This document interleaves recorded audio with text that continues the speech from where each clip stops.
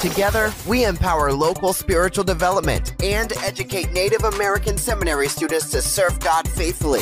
This is the Native American Ministries Sunday podcast. Thanks for listening in. All right. Well, welcome to the podcast. My name's Rich, the host around these parts. So glad you decided to take some time out to spend with us today. I know there's other things you could be doing, but thank you for putting us in your earbuds and listening in. Today, it's our treat to have Dr. Robin Minthorn with us. She's a professor at the University of New Mexico. I'm excited to have her with us. Welcome to the show, Doc. Thank you. It's my pleasure to be here. Thanks for the invitation. Oh, no, I'm just so glad we could spend some time with you. I wonder if you could let us know, kind of give us a sense of your story. Who is Dr. Minthorn? Okay. Well, I'm an enrolled member of the Kiowa tribe of Oklahoma.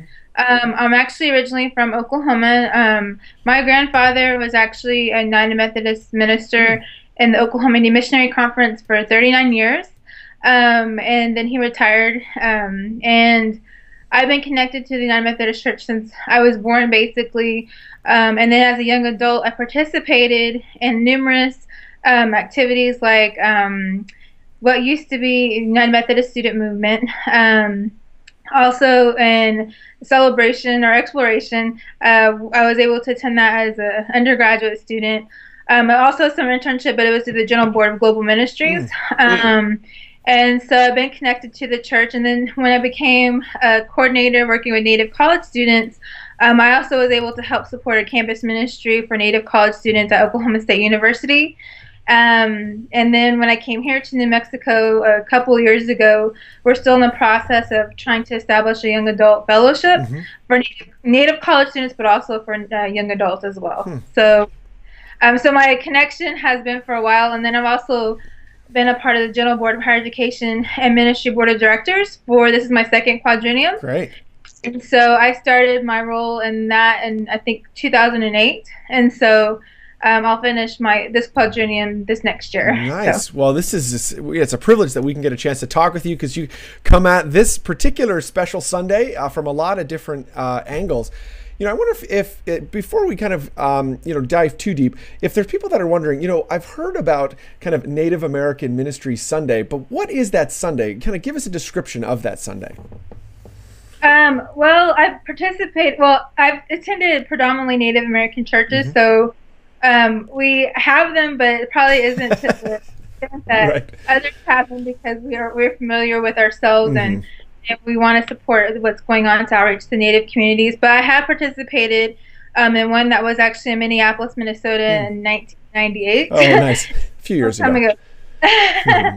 But it was good because it was a predominantly white congregation that was United Methodist. And so me and another friend who's undergraduate who's also a summer intern were able to speak at that Native American Sunday to talk to them about the role that this special Sunday has for us in regard to supporting Native American ministry, but Native American college students, and the role that it has for us in regard to scholarships, to funding, to support, but also the visible intention that the United Methodist Church is having to support Native Americans and being a part of the ministry, being a part of the church, because we know the church is for everybody. And this is an opportunity to honor our culture and honor our unique place here within the United States as Indigenous people. Very cool. Well, what are some ways that, what's kind of the connection between the United Methodist Church and, Native Americans? Why don't you help us kind of understand some of that history? Oh, okay. Well, I think we're familiar with missionaries. Yes.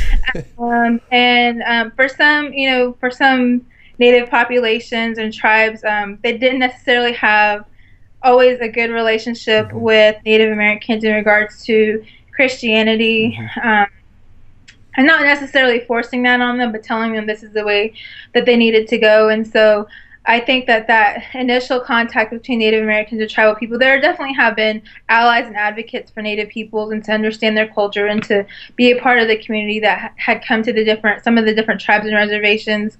But I think there's definitely the act of repentance that many are hopefully familiar with in regards to what can we do to be able to heal the past in regard to some of the contacts that Native peoples have had with United Methodist missionaries and within the United Methodist Church, with the Oklahoma Missionary Conference in Oklahoma, there's around 89 churches that are affiliated within Texas, Kansas, and Oklahoma.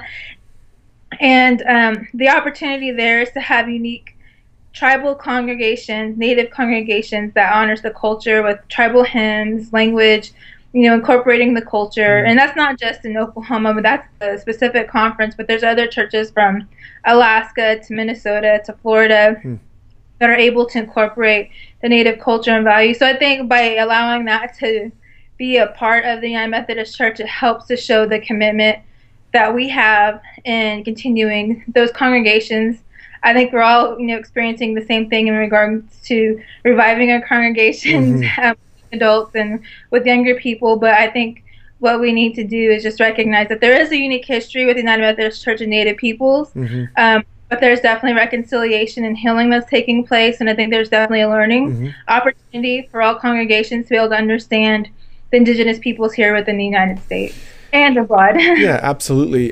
What would you say to a church leader who's listening in today who would say, they're not a part of a predominantly Native American United Methodist Church. They're a part of, just a church somewhere else in the country. And they say, this is an issue I'd like to kind of get my congregation engaged in. What are some kind of ways that you think, or maybe some books they could read, or that they could kind of take some first steps, towards trying to help their their church, their congregation, be exposed to Native American culture and just great things that are happening in the community? Okay, well, for one, most congregations, are actually historically on Indigenous land, right? So we know this whole country was occupied by Native peoples with different tribes. So each church needs to do more historical education and understanding what tribes were historically around that area. And what they could do is help their congregation to understand who those peoples were and to acknowledge them. The other thing is, I've had people or friends who are part of the board who have outreached to me to acknowledge November is Native American Heritage Month, right? And so it's an opportunity to do an educational piece, not just in November, but anytime that there's an opportunity to do that. And to really outreach to those. If you don't have somebody that's Native within your church, it doesn't mean that you don't have an opportunity to educate and acknowledge, because I think the more that we're aware of other peoples, the more that we're able to, when we encounter and work with them, to defy any type of stereotypes or myths that might be out there. There are definitely Native people who are Christian and traditional and can try to incorporate and fuse their culture together, because we were given the cultural gifts and that language through God. God gave us His gifts, and so there are definitely books out there on Native spirituality. I know there's a project going on to do more historical documentation for a book to be written about the Oklahoma Native Missionary Conference. And so that'll be out hopefully in the next year, 2 years maybe. Down the road.